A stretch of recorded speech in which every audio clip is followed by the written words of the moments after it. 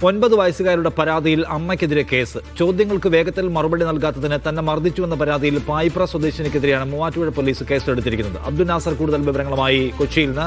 അബ്ദുൽ നാസർ, എന്താണ് ഈ പരാതി?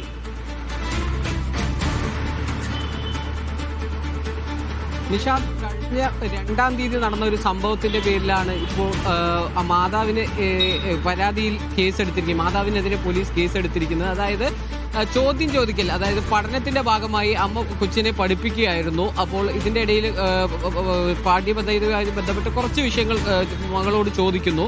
എന്നാൽ ഇതിന് വ്യക്തമായ ഉത്തരം നൽകാതെ വന്നതോടെ അമ്മ കുട്ടിയെ തൊടയിൽ നുള്ളുകയും കൈകൊണ്ട് മർദ്ദിക്കുകയും ചെയ്തെന്ന് അറിയിച്ചുകൊണ്ടാണ് ഇപ്പോൾ കുട്ടി നേരിട്ട് പിതാവിനൊപ്പം ചെന്ന് മൂവാറ്റുപുഴ പോലീസിൽ പരാതിപ്പെടുന്നത്.